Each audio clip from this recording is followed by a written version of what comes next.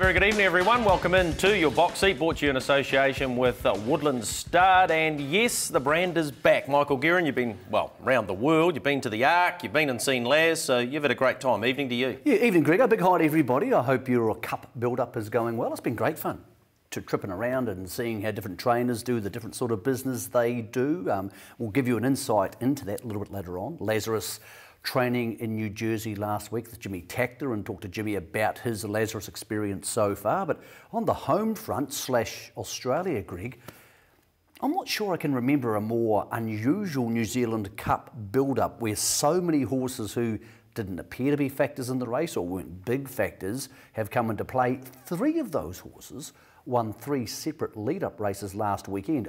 With 3.5 weeks out from the Cup, I think we're in a state of confusion, and that's not a bad thing. Yeah, considering Lazarus has gone round $1.50 probably in the last 2 New Zealand Cups, or thereabout anyway. So what have we got ahead for you tonight? We'll get straight into the Cup, and as Michael just mentioned, surprise, surprise, we've had a couple of upsets. Then Takter, who's been placed in the last 2 Cups and free-for-alls for that matter.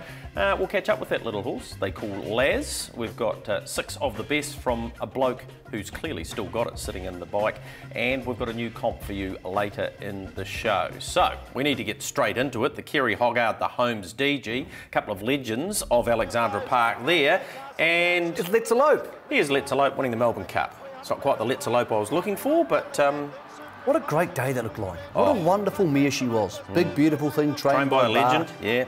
Here's a question for you before we get to the real harness racing Let's Elope. And I don't mean to be negative in saying this, because it's still the race that stops a whole bunch of nations.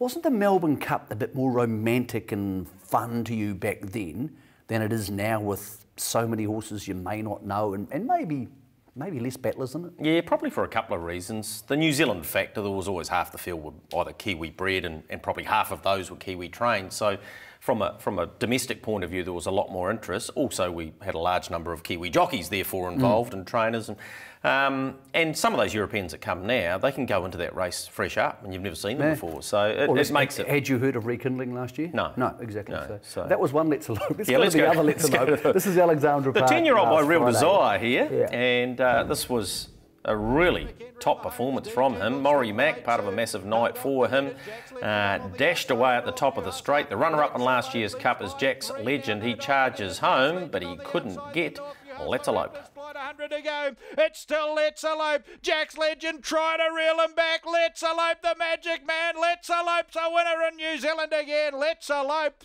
Too good from Jack's Legend. They were followed by North. Tay, congratulations. Winning the Holmes DG must have been a huge thrill. Yeah, it's probably, you know, the greatest moment of my career, and I'm pretty sure Frank's pretty proud of it too, to be honest. Just a quick update on how this horse came back to New Zealand. I understand he came back to retire, but he was such a happy horse, you've kept him in work. Yeah, the owners love this horse, and we all love him at the barn, so he was coming back to have a happy retirement, but we thought we'd give him a couple of starts and just see how he went, to be honest.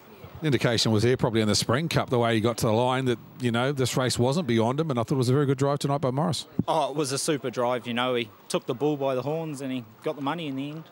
Understand, just off camera, you said we pulled him out of the Cup on Wednesday, but, you know, he's probably happy being home and in an environment close to home and racing so well at Alexandra Park.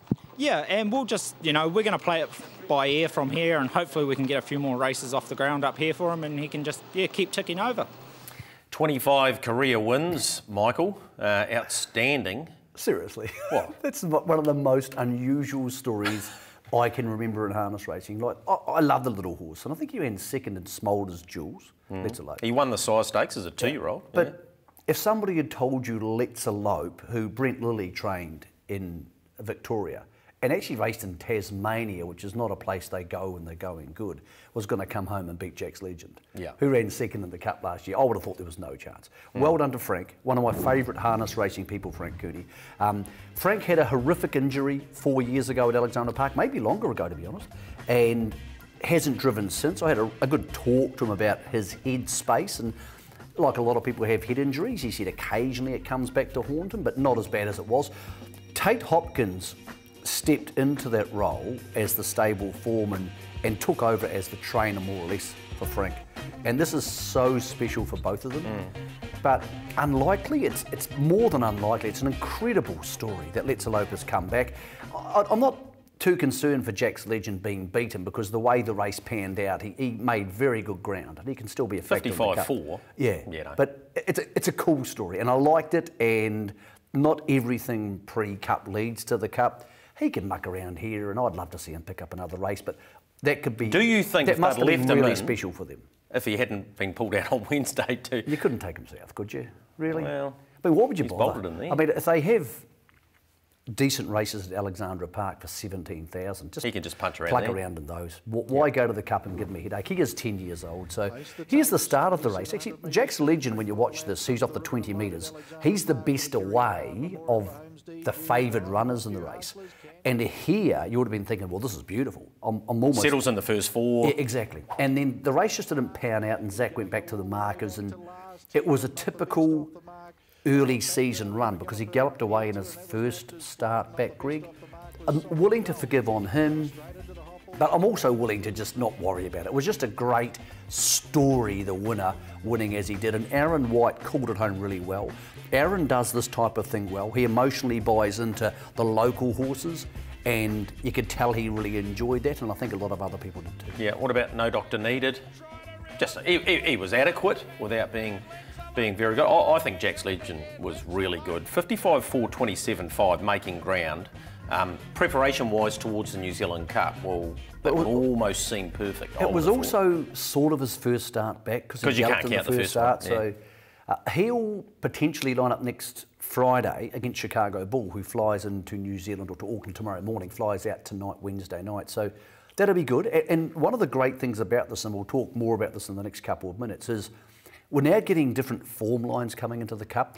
Last year it was Lazarus versus Heaven Rocks and Dream About Me, and you sort of knew all the horses and there was an established pecking order.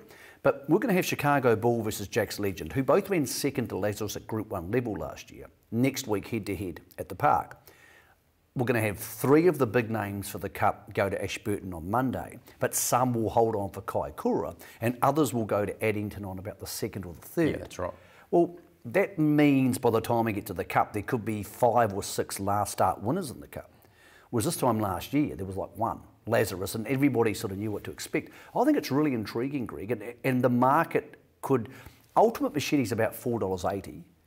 There's no reason he couldn't be $8 in 2 weeks, and vice versa. There's no reason Tiger Tara went from 26 to 9 to 6 might start. Well, he goes around Menangle on Saturday night. That's so unusual to have such a variance of form lines, and Let's Elope won't be one of them, but as I said, for me, that's an early contender for the feel-good story of the harness racing season. Okay, that was one surprise. We went to the Mount Harding on Sunday for the Methven Cup, and here was the next of them. Cruise Bromac, developed in New Zealand by Mark Jones, didn't start here.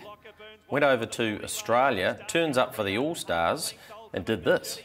Highway let down, out wider than Cruise Bromac. It is now Forgotten Highway making the lead. Margins half a length on Cruise Bromac coming after it. Forgotten Highway, Cruise Bromac's going home though, far too quickly and drawing away, and Cruise Bromac won the Methven Cup. Has beaten home Forgotten Highway and Star Gallery. Yeah, terrific performance. First up on the grass, standing start, wasn't perfectly away. There's Ultimate Machete making a move to get round to Park. I actually thought he was outstanding, Michael, and I know you tipped him before you went away. I don't think that will be changing the way he went, and I expect him to go to Ashburton on Monday and nearly win there.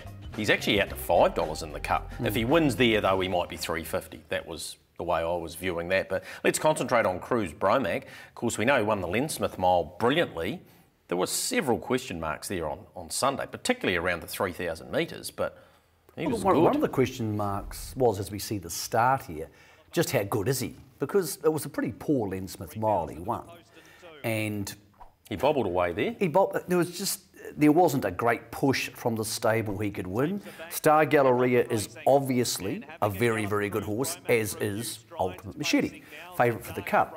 So Cruise Bromac has been outstanding, absolutely outstanding in coming from behind them. He has just beaten them. Just got to watch Forgotten Highway here. He's out forwards. He just has a wee skip there, and she goes into a full gallop for a few strides and then gets back down. Sorry to interrupt you. No, he's another horse I wanted to talk about in a second.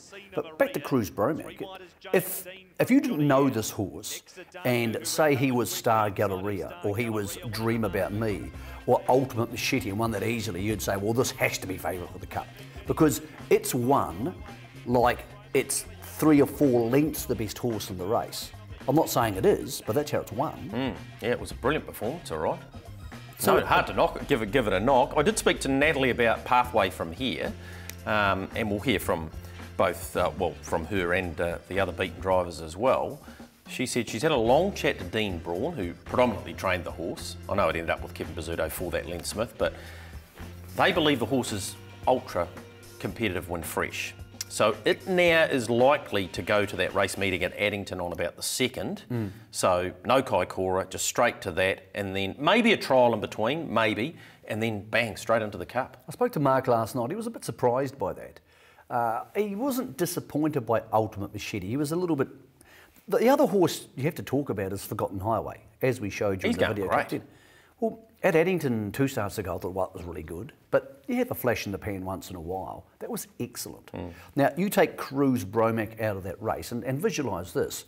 You've got Star Galleria in front and Ultimate Machete sitting parked, and Forgotten Highway's gone straight past them. Straight past them like he's better than them. Now, I'm not saying he's better than them, but that's what he's just done. He's now gone from having, in most people's mind's eye, no chance in the Cup 3, 4 starts ago, to actually being a Cup player. And that sounds hard to believe, and again, adds another layer of intrigue to the Cup, but it's exciting for them. You know, it's a young trainer, but... The All-Stars hadn't started a horse in the Methven Cup up until 2010. They've now won 6 of the 9, and they've had placings with like Fly Like an Eagle, Smolder, Dream About Me, every other year. So they use it as a lead-up race, and saying that only Flashing Red since the turn of the century has actually gone on and won the New Zealand Cup. Well, it's a logical lead-up race because 3-2 on the grass probably feels like 3,000 on the grass probably feels like 3-2. As I said, Cruz Bromac, I'm not sure what that meant. I'm not sure whether it was a flash in the pan or whether he's really, really good or whether they've improved him. But Forgotten Highway was the horse out of the race. I went, wow, that was a statement performance from you. So interesting to see what the drivers had to say about their relevant horses. Natalie Rasmussen, the first one. Natalie, does it come as any surprise that he's raced so well today? Oh, I'm very surprised. I didn't really know what to expect in saying that. Look, he's very genuine, and he just proved today that, you know, he's a different horse away from home. Just so genuine and kind and so willing. And, yeah, really surprised me over the trip on the grass first up to just run it out so strong. Just sort of gives me a lot of hope leading into the Cup. Okay, so the Cup, is that definitely on the radar now? Hell yeah. Yeah, I think so. Like, if he can run out that sort of distance on the grass, fresh up, I think he'll only be better Cup day. What was he like at the start, Natalie? He was very good. I didn't have any shorteners in him. We weren't sort of sure which way to go. But probably just a little bit lost, you know. Probably have to put some pins in him and just get a little bit of practice at home. But I think he's willing and he wants to go forward. Congratulations. Thank you. Sam, after a couple of 100 metres, tell me what happened today.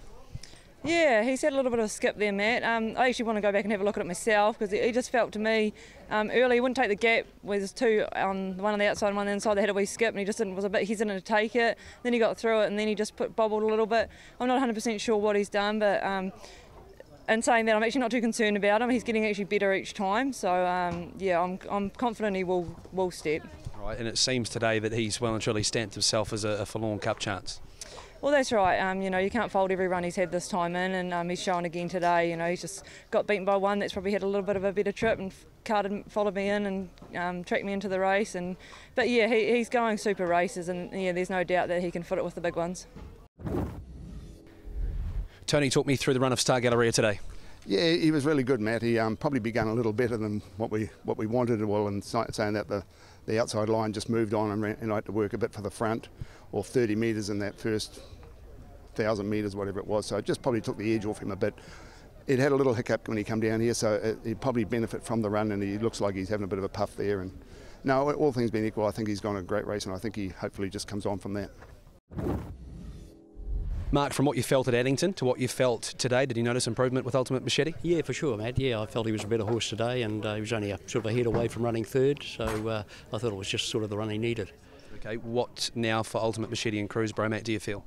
Ultimate Machete will go to Ashburton Monday week, and Cruz Bromac probably just keep him for Kaikoura. So you're thinking here that your Cup pick hasn't changed? Are you still with the Machete? I am, only because I haven't seen enough from any other horse to change it. But I thought about 3 weeks ago when we had our first show, or 2 weeks ago, there was about sort of 3 or 4 I liked in the Cup. That's now bounced out to 7, 8 or even 9 who I think could legitimately win without going, well, how the hell did that happen? Yeah.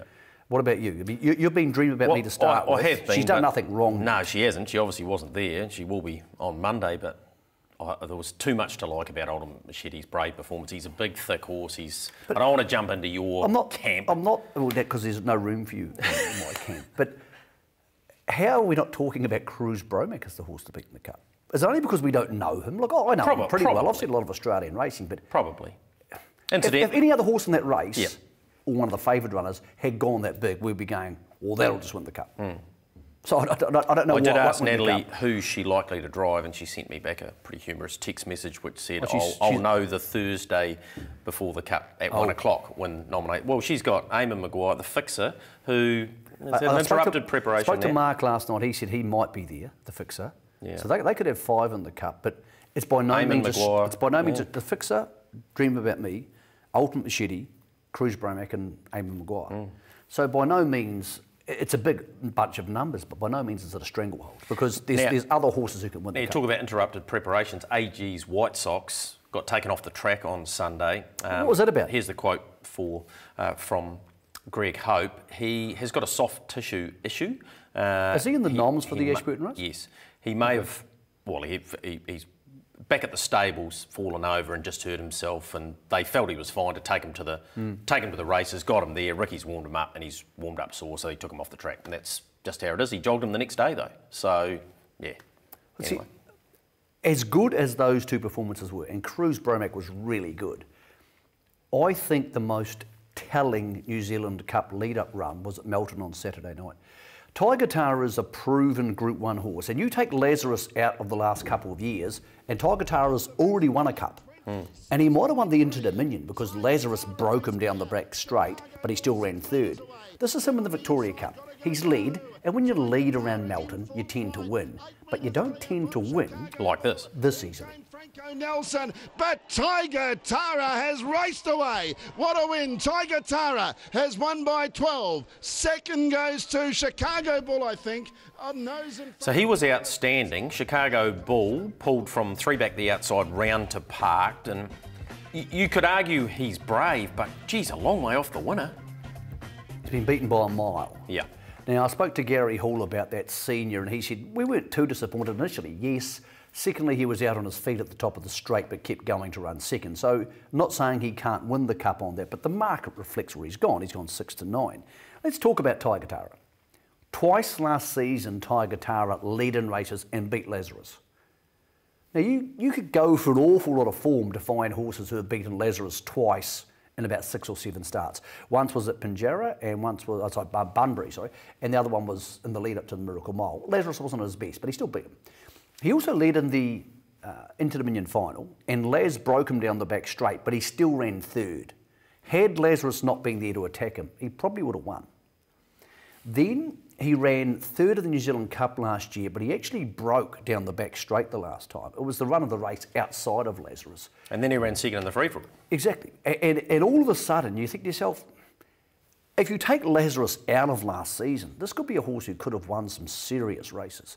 Now, he's good from a standing start. He loves New Zealand Cup Day. In the New Zealand Cup Day, he's won... Sire Stakes final? He won the free-for-all on the Friday of a Cup. He's run 2nd and 3rd in a Cup.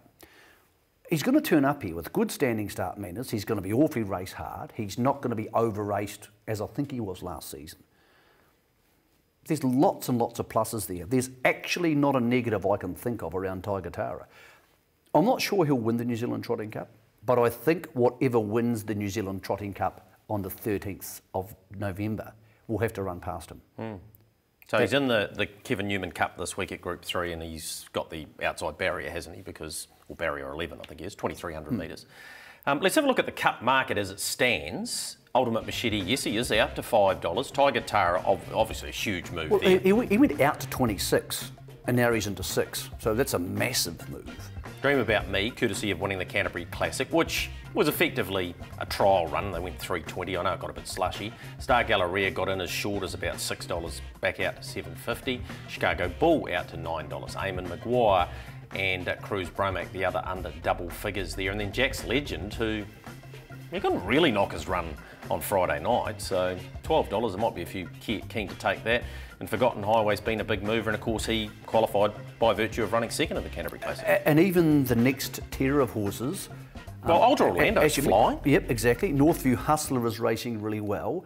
Let's Spend a Night Together has won at the top level this season. So I sort of went into the season thinking this could be a rubbish New Zealand Cup. And they're never rubbish per se, but it was a cup which was going to be hard to get really excited about. In some ways, it's more exciting.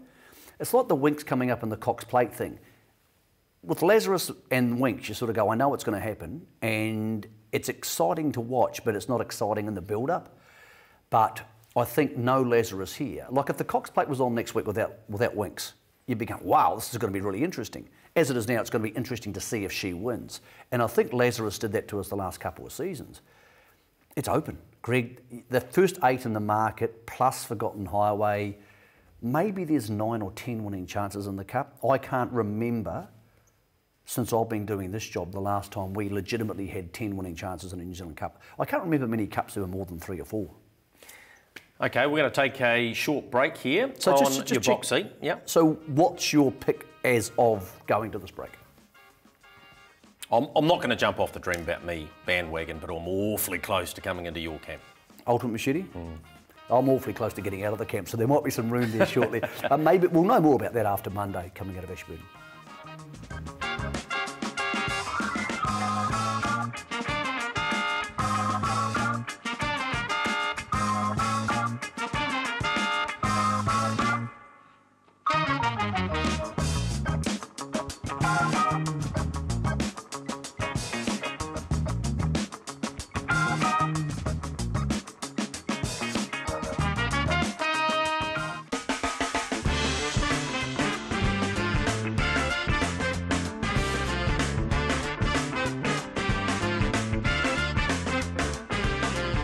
Welcome back into your box seat. Now, Michael, you and I have had some great fun with Laz over the years. After he won the Victoria Cup, or was it the Hunter Cup? Hunter Cup. Hunter Cup. We stood there 10 minutes after the race with him and just had a chat to him, and that was awesome. But you've gone to another level with him now. It was great fun to go to New Jersey last Wednesday. God, that seems a long time ago. And went to Jimmy Takter's property, and Jimmy and the owners were great with access to the horse, because it's a big stable. Like, it's big. There's 80 horses on the property. I've never been to rural New Jersey. It's beautiful. It's a lot like the South Island, similar climate and very green, a lot of trees and grass and stuff. You sort of think of New Jersey as being industrialised, but it wasn't like that. Wonderful training operation, very slick. Now, I've always been a fan of the Swedes training horses. They're very good with them and they're very patient. I was blown away by how good Lazarus was. Like, he's always been that gentle stallion, as we both know, and as we heard from Mark Purdon at the National Awards, but I thought he might have tightened up and lightened up a lot because of the mile racing and how much travelling he's done. He was big and bullish, and his coat was shining. And we've got some good footage coming up here of Jimmy Takter at the property training Lazarus, and he just looked outstanding. Same horse as you would always expect, calm and relaxed. And so there's Jim, Hall of Fame trainer, who's won 4 Hambletonians and a bunch of great races, and there is their old mate Laz. So how they train them, Greg, for people who follow this type of thing. There's the GoPro, so we're sitting behind Lazarus, that's the Lazarus view, and there's Jimmy looking at the horses. They have a straight track, which is deepish sand, and they have a normal track. This is a track like you'd have in New Zealand. So they get onto this track here, and they warm them up. It was a very gloomy morning. It was quite moody looking shots. So there's half a dozen or 7 out there. 7, so they have a string, which, like Mark Purdon does, they work the horses in a string. Not like we do in New Zealand where they work 2 against 2 or 3 against 3. So they warm them up 4 laps and get their lungs cleaned out. Then they get on the straight track here. And on the straight track, when they train them, it's never at full speed because they're working really hard. The track's quite deep, way deeper than I've seen most New Zealand trainers' tracks. And here they are coming down the string, and they work about, as you can see there, sort of half pace, just a little bit quicker than half pace. And it cleans their lungs right out. And I said to Jim after the race, after the workout, well, what's all that about? He said, well, we don't need to work them that hard. He said, like, it's a case where we race them quite hard, As you can see here, 6-year-old stallion. Look how calm he is, just cruising along up. So they work them medium speed on the deep sand, and says they're working all the time and it cleans them out, but they very rarely sprint them up because they're racing in these supersonic sprints most Saturdays. Now, after this, Lazarus was scratched from the Dan Rooney pace last Saturday at Yonkers because he got a cold. He looks tremendous, Greg.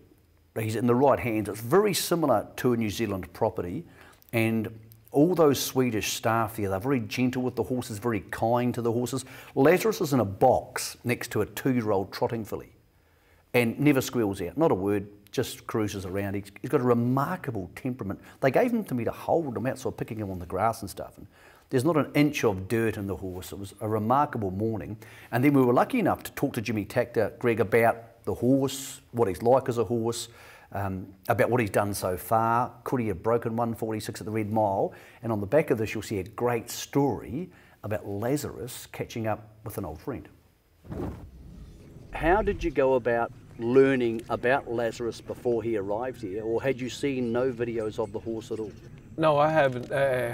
I don't follow New Zealand races, so I had no clue. But of course, when I got asked to train the horse and I looked up his races, and you know, I got excited when I saw what type of horse he was. You know, so you know, it's my kind of guy. We've seen him on the track, so we know what sort of racehorse he is. What sort of horse is he to be around and to train? He's kind of mellow. He's a nice guy, you know. He's don't make a lot of noise around him. He's he do everything you want. I mean, he's there to please you. But I noticed when we started racing him, he started to get a little bit more, you know, like tougher personality. You know, like a little bit more alert what's going on. You know, in the beginning, he was a little bit like just the nicest horse you walk around with, but he still is, you know. But it's a little bit more alert what's going on when he started to get racing in him. Lazarus comes from an area where there's racing over lots of distances, from 1 mile up to 2 miles. Was that a factor for you in how you trained the horse, or do you just bring him into work like a normal North American horse? Well, you know, I believe that, you know, he's also bred to be a sprinter. He's not like he's definitely made to be a, you know, I mean, his father is Beres Delight. I mean, so he, you know, he have a lot of American blood in him. So, and you know, he showed me that, you know, down in New Zealand that he had quick speed and things like that. So I didn't think it would be a problem for him to adapt to sprint races. After a sensational qualifier at the Meadowlands, you went to the Dan Patch and won fresh up, beating, amongst others, Mick Wicked. That must have been very satisfying to have that fresh up victory.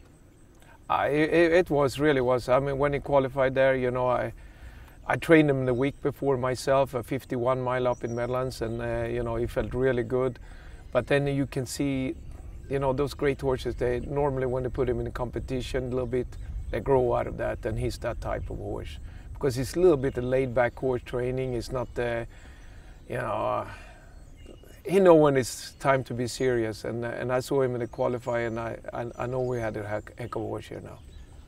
After that victory in the Dan Patch, a lot of people expected him to just keep winning. But that's not an easy thing to do at the top level in North America. No, I mean, you know, it's like he overcame a lot. I mean, you know, coming over here, become adapted to our type of racing and things like that. Then, you know, after his race up in Indiana, the poor horse came up sick. I mean, you know, it's animals, and he's travel a lot, and so he's came up with a virus, and it affected him pretty bad. But even that he was not perfect, he managed to stay there a second anyway. It wasn't like he threw it in. I was 100% sure in the last turn he's going to win this race, but you know, it's like Yannick said, you know, turning it for home, he said, I know right away this is, he stopped like right away. It wasn't, his power was gone. Brings us to the Red Mile, one of the fastest miles in history. but the race didn't really go the way you wanted.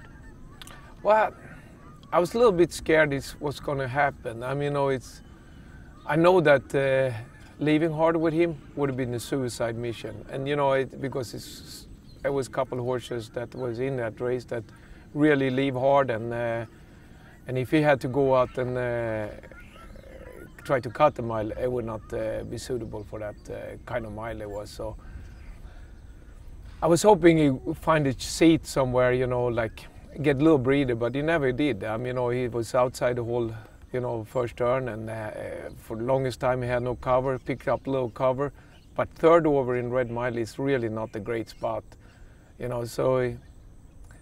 And then Mike Wicked got second over. I was hoping Filibuster would have not pulled first up, and then we would have second over, and then I'm pretty sure we would have won the race. But third over, almost impossible to do in that track. As unbiasedly as possible, Jimmy, pitting him up against the inside in the Red Mile, could he have broken 146?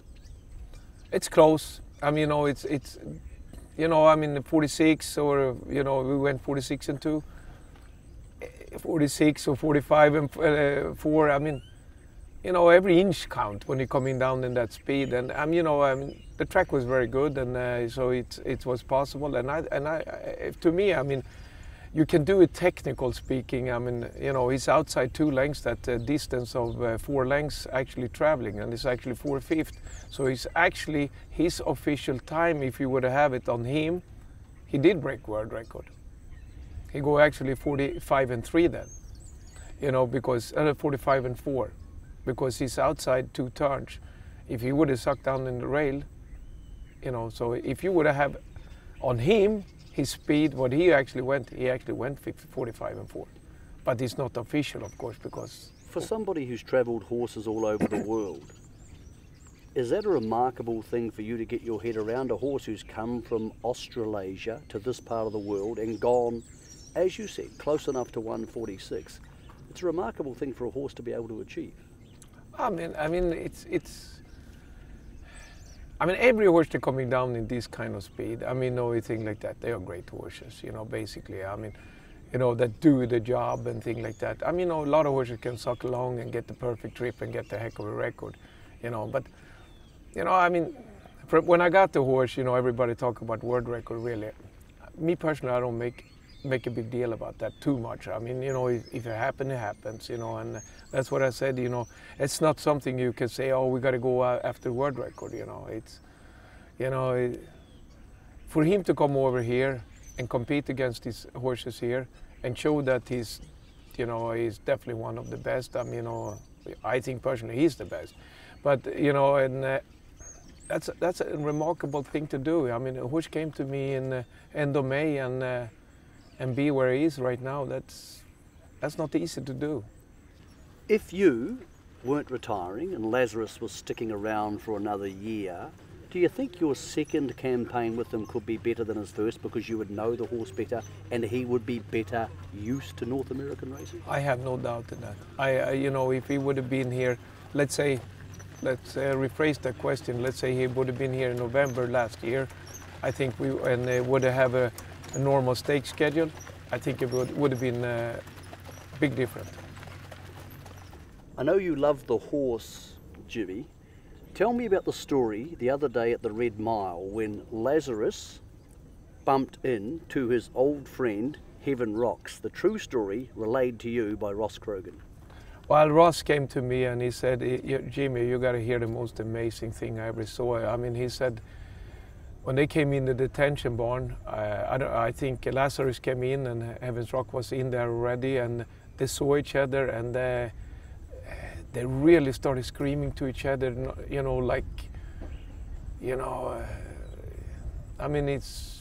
like old friends. Like old friends, Ross was really, he said it was really emotional to see. I wish I was there to saw it, but it tells you really the feelings they have, and they used to go together in the same paddock, I heard, and they were very close friends there, and they meet up after 7 months. They hook up again. It's something that gives you chills. makes the hairs on your arms. It really was. You know, if I would be there, it would a really emotional feeling.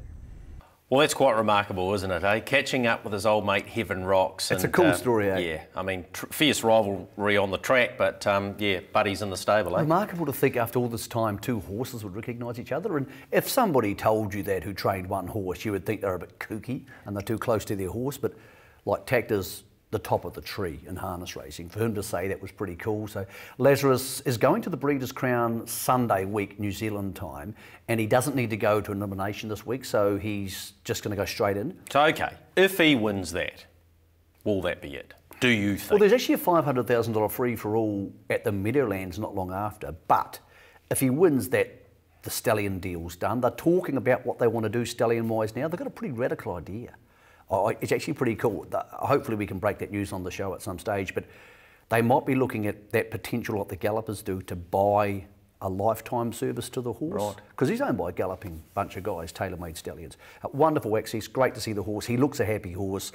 You fear when these horses get sold to North America, Greg, that they're going to be put on the treadmill of life and just racing all the time. He looks fantastic. So yeah, great work too. It was good fun. It was good fun to be there. It's not nice access. That was good fun. Some sad news coming out of your part of the world. Yeah, absolutely. On Monday, losing his battle with cancer was Dennis Malinsky, well known in the harness fraternity. Of course, he and his wife Jill raced the wonderful filly and mare in One Dream and had so much fun racing her.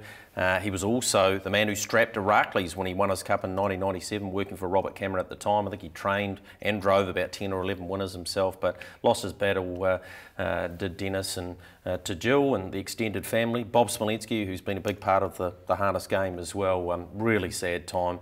Very nice fella, very honest guy. Just you could have a yarn to him. Very earnest guy, yeah. Very honest type of a guy. And I was really saddened to hear that. I didn't know Dennis had been sick, and Jill and him had a wonderful ride with One Dream, and they were so much fun to be around at that time in their life. So yeah, he'll be farewell at tomorrow? the West Park Chapel, 5:30. So for the horse people, that's fantastic. They'll be able to get along and farewell him there in Wairaki Road. So yeah, our thoughts are certainly with you, Jill, and the extended family. As we go to a break, when we come back, we'll have a look at what's happening in the Square Gator world.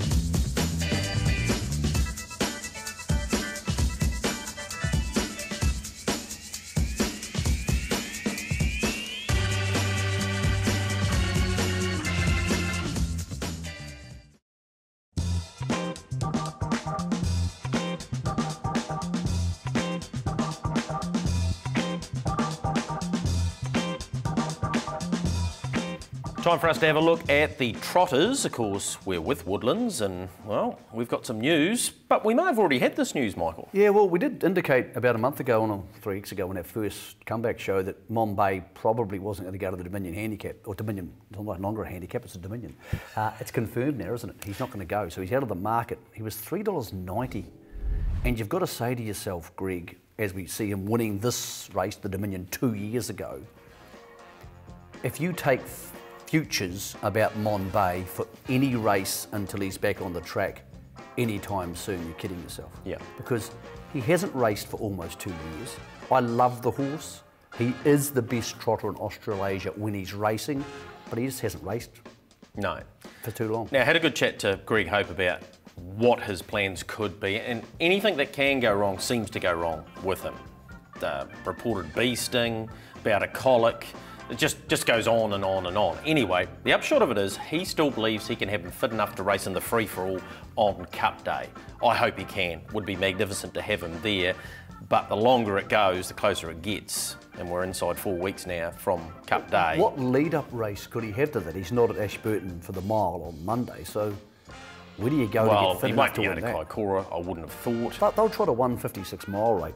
Yeah. In the free-for-all. I love the horse. I don't want to be backing him anytime soon. Here's the market for what's left for the Dominion, and very similar, Greg, to the New Zealand Cup. Intriguing, lots of winning chances, lots of different form lines.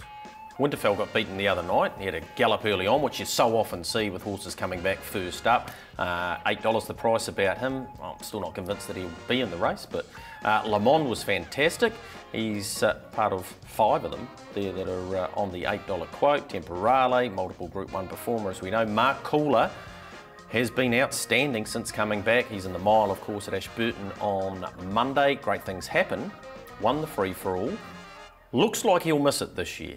Gavin Smith said, I'm pretty sure I'll go straight into the Dominion, $9.50 the price. Well, he didn't back up last year. He didn't back up at all. Well, he believes that that's actually not true. Yeah. But if he does it again, then that's the first not smart. 9 or 10 there can win, and that doesn't count Woodstone, who was so good last week, and clearly is a horse on the rise. Alexandra Park last week was a rarity, Greg.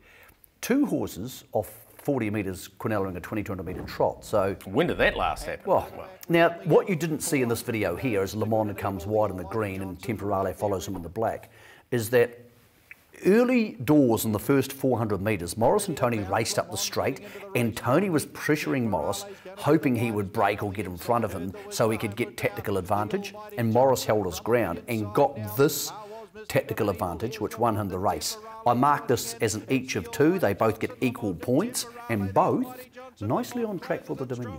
Temporale, the Almighty Johnson. Le Mans got him though. Le Mans drives to the line. Le Mans and the Magic Man, Maurice McHenry to get the win. Temporale for second. Huge runs by both of them. Yeah, 2 terrific performances. So I think the Almighty Johnson might be going to Kaikoura.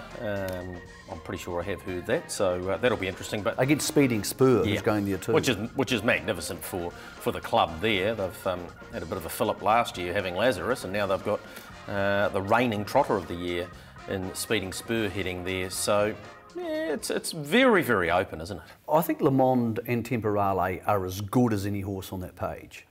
I mean, these are horses who have won at Group 1 level last season, the National Trot and the Anzac Cup. So they both are serious contenders.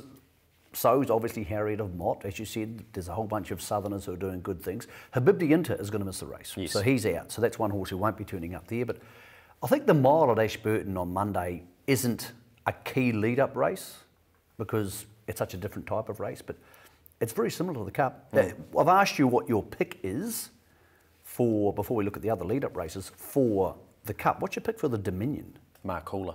Mark Cooler? Yep. I wasn't speaking to say that. I'm happy to go with him. I think his 2 runs have just been, well, he was awesome in the ordeal first up, and then his run in the Canterbury Park was exceptional. Looks like he'll go into both. If he does that, can he still win it? I do believe he can. Let's hear from A.G. Herlihy and that bloke with the golden hands, Maury Mack. Macca, that was a super performance. He looks to come back really well, Lamont. Yeah, he's been trotting really good. A bit of top on the track tonight. He was, his shoes are getting a bit worn, but he was sort of struggling in it a bit, but still got the job done, so it was good. Manners were great, stepped away nicely, tracked into the race and really finished it off well. Yeah, he did. Yeah, no, he's a good horse when he's right, very good horse. Heading south now, looks like Ross is going to head to the Cup trial and then into the free-for-all. Yeah, that's right. All going well, so that's the plan, I think. So fingers crossed. Tony, that was a super performance tonight, just outside New Zealand record. Yeah, no, it was, and Le Mans, he went great too. He's a great old stayer, and but I was very pleased with our fella. Trotted well throughout. He tracked into the race and really got home well. Yeah, exactly. Yeah, so we'll just see now. I'd like to probably give him another run up here and then go south just for the Cup Day and Show Day. But yeah, hopefully there's a race for him. So 2 great performances from them. Conversely, we went to Addington Raceway on Thursday night, and a horse that has really made a name for himself at Alexandra Park in Woodstone turned up in a fresh condition against a decent field, and he was just way too good for them. A lot of horses in the past have gone to that Alexandra Park semi-winter season and they've learned how to race, and they've learned to race off handicaps, and they've learned the rough and tumble. And when you do that, you've got to go those 3:26, 3:27, 2:7 times. And a lot of horses come out of that really well, and Woodstone's clearly one of those horses. Winterfell was the interest horse for punters in this race, galloped away early, as you said, got trapped 3 wide when they started to power up in the middle stages, so willing to forgive on him. Spoke to Mark last night. I'm trying to catch up all the information I missed when I was overseas. I think he's thinking they need to win a race somewhere to get to Dominion. He may not make the mile field at Ashburton. They're worried because he's so far down the list. So yeah, Woodstone, on what we see here, comes in, much like Forgotten Highway, Greg, he comes into Dominion calculations all of a sudden after probably not being there for most people. Yeah, well, let's hear from his trainer in Robert Dunn and get a view to where he thinks he's at.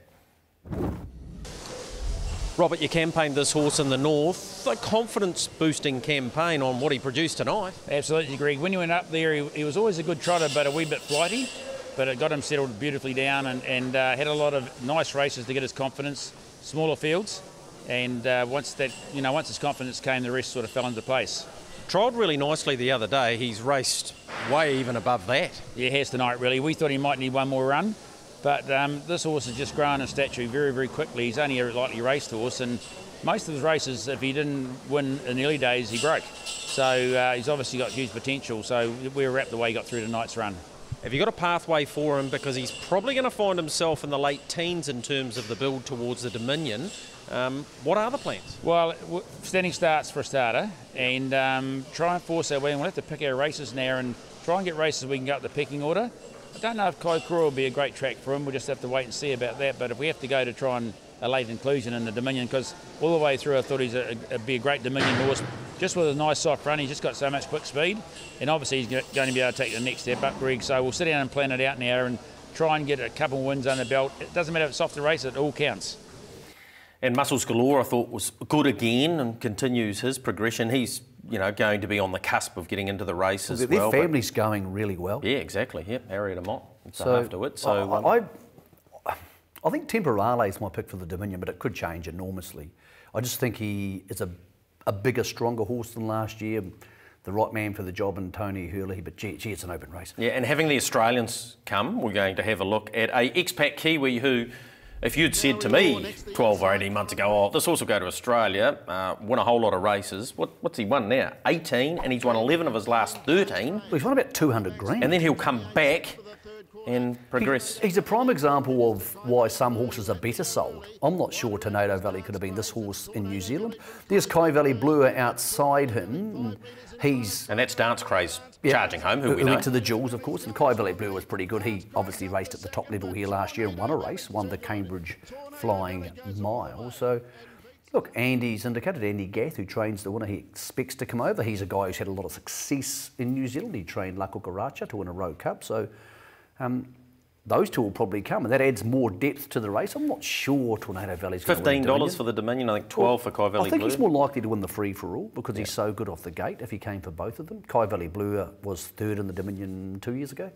So, look, that adds heaps of depth, as does the Chicago Bull Tiger Tara thing, and I'm not sure how many punters or how punters are going to line that up, and that's good. It's an intriguing thing. If you had the favoured way double. 2 years ago, the favoured way double for the New Zealand Cup into the Dominion was about $1.50 Lazarus, might have been $1.45, into $1.50 Mombay. Now it's $5 into $6.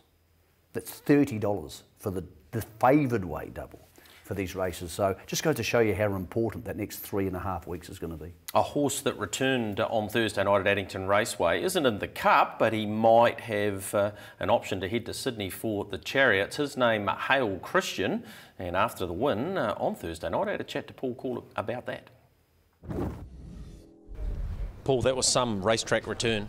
Yeah, pretty over that, Greg. He's been trialling really well without getting much clear air in the trials, and he did race pretty good tonight. The wee man put him in the race as well, Ricky May. Tell us what he had to say when he came back.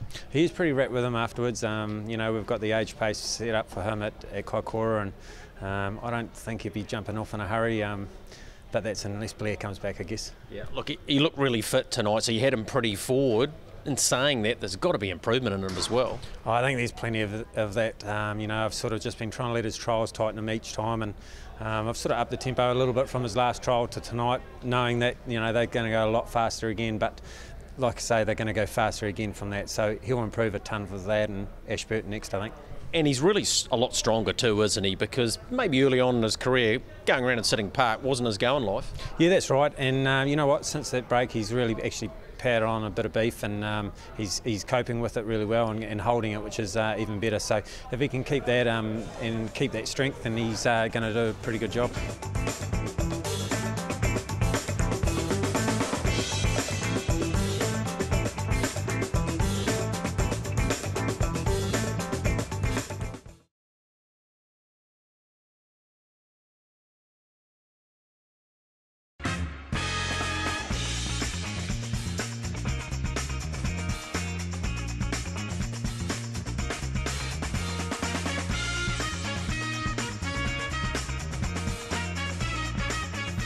Well, you're in your home straight in the box seat, and that man, the Magic Man, 6 from 6. I think we recorded one day that there were about 9 who've achieved that, but as in 6 wins on a night, not 6 from 6 drives. And wasn't favourite for the Drivers' Challenge. Yeah. He's one of the all-time greats. Morris, he's Hall of Fame, we know that. I once did a study about, I'm not sure how long ago it was, as we see Morris's 6 from last Friday night. How many times Morris and Tony had quinelled a race? This would have been 15 years ago when I was really bored. And it was about 346 times. Yeah. That might be close to 500 by now. And yes, we've had Dexter come through and Blair and Zach Butch and a lot of young, talented guys, but Maury is still a harness racing treasure. And he's a good man. We all know that. So over 3,200 winners. His Dominion winner was? Sovereignty. Was it? No, David Moss, I reckon. Did he win the... Oh, Sovereignty won the Dominion. Or did Springback Richard beat him? No, Springback Richard beat him. God, that's a long time So ago. it was David Moss. I'll claim that. What about directorship? Well, could have been him. Yeah. Ah, He's he's driven a lot of good... Who was the first horse he drove to win a... Robert Cameron might have driven David Moss. Who was the first horse he drove to win a Road Cup? Oh, well, there we go. Mario Sultan. Well, there you go. There you go. 88. There you go. I'm not 88. I look 88. Well done to you, Maury. 6 takes a bit of beating. Yeah, brilliant work. Kimberly Butt, we catch up with her. Our intrepid reporter was unavailable on this day, so I went out and did it. Your first experience in harness racing, what do you remember most? Just coming down to the stables early mornings with my father. What about your first ever drive? What was that horse and where was it? The name actually escapes me, but it was one for Baz Bococci at Addington Raceway. I think we started the second row and just stayed on the fence and run home. First winning drive? Severe Patrol at Forbury, October 2013. Probably one of the most nerve-wracking things I've ever done. But a big moment just the same? Yeah, very, very exciting to get the monkey off the back. You're currently employed by? Johnny Cox. And what are your goals for season 2018-19? I think my main goal would to try and get the 100 winners. And she drives very well, as we know, Michael. Nice how to catch about up with if her. you would like to be on our little segment, which usually involves Cherie, but yeah, she wasn't available. How about if you just get hold of us on social media and say you should come do an interview on me if you're interested. If you're not interested, don't do it. All right, what's ahead for you this week, harness racing wise? We're at Cambridge on Thursday night. 10 races there, $5.29, $25,000 fast track insurance pick 6 there. Addington Raceway the same, plus a late quaddie. They've been flying at the moment. The one at Meffin on Sunday didn't even get struck, and we have a Sire Stakes heat we'll have a look at very shortly with Macmillan Feeds. It's heat 3 of that. The late quaddie again at Forbury, the Tuapeka meeting, the Selwyn Paul Memorial Tuapeka Cup Seas, the Jules winner, Pat's Delight, resume there. And then we'll be at Ashburton. Now they've got a terminating pick 6. One would assume that will be the case again at Kaikoura the following week. And we've got the Ashburton Flying Stakes and the Prez. Ashburton Trotters Flying Mile. It's all sort of snuck up, hasn't it? It's come in very quickly. Third heat of the Sire Stakes is going to be interesting. Wardan Delight, who dominated early on, he takes his place alongside Jesse Duke, as we know. I spoke to Mark about that. He said Jesse Duke might be underdone because he's only had the one trial, and drawn wider, he leaned towards Wardan Delight. And let's have a look at Ultimate Sniper. Yeah. Well bred, and he went to the maiden race. And you might think, oh, maiden race, does it really matter leading into this? Well, this time last year, Chase Auckland came out of a maiden and very quickly won a Sires Stakes heat and went on to win the final. So this horse is bred to be good, and guess what? He is. Front though, favourites home here, out by a couple of lengths, 3 of them lining up for the Miners. It'll be the outside pair that'll fight it out, but it has been Ultimate Sniper first, better than Fast ran second, My Carbon Copy ran third. Got a tough draw this week. You've seen this horse more than I. What do you make of him? Yeah, I think he's work in progress, but gee, he was impressive here. He did it all under his own steam, and Yeah, it'd be interesting to see how he fronts up. He does have that run under his belt, and it'll be a good race. Ward and Delight, you think may have the edge? I thought he got the better barrier draw. Often the better barrier draws tend to win the early size stakes heats. We're having a new tipping competition too, so he's going to be my tip. Although, admittedly, Greg, I haven't really dived into the form that much too lately because I've been on a lot of planes. Let's have a look at the Flying Stakes. Yeah, the good key lead-up race. Good Here barrier it is. draw for the one. That's crucial because she has good standing start manners. Now, Mark Purdon's driven the last 4 winners of this. Since 2000, only 3 Cup winners haven't come through the Flying Stakes. Yeah. So that's Gracious Night. Mainland Banner started in a handicap race, which incidentally Sheriff will be starting in, and of course Arden Rooney didn't start in it. Well, there's a lot of horses here who like to step and run. Dream About Me does like that, but she can do both. Northview Hustler likes to go, as does No Doctor Needed. Hasn't he been going good? He has been going super, and Captain Dolmio likes to step and run, as does Ultimate Machete. This could be a real pressure race. Yeah, just a reminder of the Canterbury Classic and what happened. Well, Dream About Me, she went back-to-back after winning, of course, and look at all the runners that were in behind her, winning the Hannon. She didn't win by much. We've already highlighted Forgotten Highway. This got him into the Cup, and he's now being given a leave pass from the Flying Stakes. And whilst the record of the winner and those who have gone round in it is terrific in the Cup, you don't have to go in that race. No, I agree, but when you watch this, if she sits in the trail, Dream About Me, she's clear top pick. You put her 3 deep and she's got to run past 6 horses on the straight, completely different complexion. She'll start favourite, but the start will be absolutely crucial. And if she has to come into line first and muck around for a minute while the others muck around outside her, it could be the old curse of the horse who comes into play first. So, great race. Yeah, all off the front, of course. Market and to come out. Alta Orlando's unruly, so yeah, when that market comes out, it'll be What about the Trotters race? Because terrific. the barrier draw is more important for that. Absolutely it is. And this is intriguing. Harry de Mott effectively should start from barrier 1. Great things happened, who won the race last year. Wilmer's Mate was too far back at Meffin and just didn't get it quite right. Mark Cool is just going terrific, as we know. Sonny Ruby, former flyer over a mile, of course, a Jules winner. Everybody knows has been placed in a Dominion. Yeah, it's a deep race, but I think it really could come down to those who have drawn inside front row. Yeah, and also if Wilmer's Mate can get off the gate quickly, how quickly Mark Cooler can get off the gate. But if great things happen Leeds and Harry de Mott's on the trail, it's an awfully long stretch to back anything to beat both of them. So you could probably back them both and make yourself a mini book, 3 units one, 2 units the other. But that depends how the market comes up. So again, market's not open. Those fields are a little bit late coming up this morning. We would love to have had a better look at them, to be fair. We would. We would. That's a story for another day. All right, here's the Woodlands runners. Their side selections for the week. Granado goes round at Cambridge race number 6. Jesse Duke, we've already mentioned, in the Sire Stakes heat. Ideal Draw goes round on Sunday at Forbury Park. So, yeah, Woodlands and their runners. What about the new segment? We have Bets of the Week. So, the previous 3 weeks have become irrelevant. The rules for this are this. We have a whole bunch of people, you know, and a viewer. A guest, coming, yes. Viewer, and you get $100 a win on a horse every week, and therefore you get the win dividend. If you lose, you go back $100. So it adds a bit of impetus to the level of dividend you can find, but also being consistent. So here are the first bunch. You've gone with Zoe. Yeah, a bit unlucky last time, just got too far back and charged home. So I'll give it a good chance. I tell you who resumes in that race, Springbank Lockie. He's a fair horse. Yeah, he's good. I'll go more down Delight because I haven't had a chance to look at the form as deeply, and to be honest, I don't like the Cambridge meeting Matt much. Cross, he's gone for $1.50, so Moon Shadow. Now Errol Rich is the brother of Warren Rich. Yeah, he works for Stephen McKee. Yep. So now the opening TRB market. So the opening market, I believe that's going to be the dividend we use. Odds market. Okay, so that way the shorteners aren't going to test us too much. Of that list, who's most likely to win and who's most likely to finish last? Most likely to win and be the most consistent will be the Whale. Okay.